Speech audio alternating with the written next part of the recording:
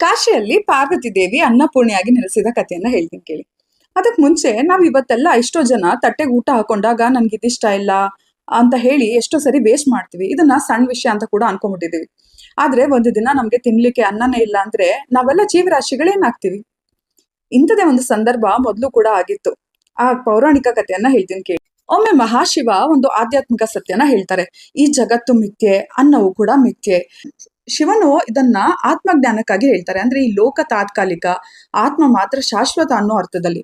ಆದ್ರೆ ಒಂದ್ ವಿಷಯ ಗಮನಕ್ಕೆ ಬರ್ಲಿಲ್ಲ. ಅನ್ನ ಪ್ರಕೃತಿಯಿಂದ ಬಂದದ್ದು, ಮತ್ತೆ ಪ್ರಕೃತಿ ಅಂದ್ರೆ ಸ್ವತಃ ದೇವಿ ಪಾರ್ವತಿ ಅಂತ.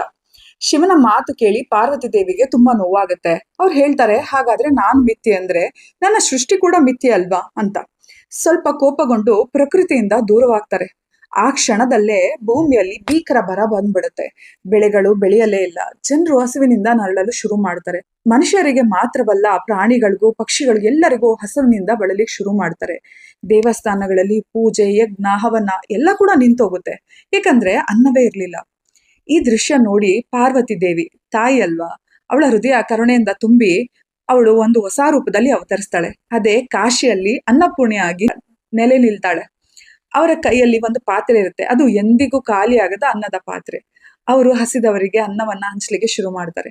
ಅವರ ಕರುಣೆ ಎಲ್ಲಿವರೆಗೆ ತಾಕುತ್ತೋ ಭೂಮಿ ಮತ್ತೆ ಹಸಿರಾಗಕ್ ಶುರು ಆಗುತ್ತೆ. ಬೆಳೆಗಳು ಬೆಳೆಯುತ್ತೆ. ಜೀವಿಗಳು ಕೂಡ ಮತ್ತೆ ಬದುಕಲು ಶುರು ಮಾಡ್ತವೆ. ಆ ಸಮಯದಲ್ಲಿ ಒಂದು ಅದ್ಭುತ ಘಟನೆ ನಡೆಯುತ್ತೆ. ಸ್ವತಃ ಶಿವನೇ ಕಾಶಿಗೆ ಬಂದು ಅನ್ನಪೂರ್ಣೆ ಬಳಿ ಭಿಕ್ಷೆಯನ್ನ ಬೇಡ್ತಾನೆ. ಆ ಕ್ಷಣದಲ್ಲಿ ಒಂದು ಮಹಾಸತ್ಯ ಎಲ್ರಿಗೂ ಗೊತ್ತಾಗುತ್ತೆ. ಜ್ಞಾನ ಆತ್ಮವನ್ನ ಪೋಷಿಸ್ಬೋದು, ಆದ್ರೆ ದೇಹವನ್ನ ಪೋಷಿಸ್ಲಿಕ್ಕೆ ಅನ್ನನೇ ಬೇಕು. ನಮ್ಮ ತಟ್ಟೆಯಲ್ಲಿ ಇರುವ ಪ್ರತಿಯೊಂದು ಅನ್ನದ ಕಣ ಅದು ಕೇವಲ ಆಹಾರ ಅಲ್ಲ, ಅದೊಂದು ಆಶೀರ್ವಾದ. ಇಂದು ನಾವು ತಿನ್ನೋ ಮೊದಲು ಒಂದು ಕ್ಷಣ ಯೋಚಿಸ್ಬೇಕು, ಈ ಅನ್ನಕ್ಕೆ ಎಷ್ಟು ಜನರ ಪರಿಶ್ರಮ ಇದೆ, ಎಷ್ಟು ಜನರಿಗೆ ಇದು ಸಿಗ್ತಾನೆ ಇಲ್ಲ ಅಂತ. ಹಾಗಾಗಿ ಗೌರವದಿಂದ ತಿನ್ನಿ.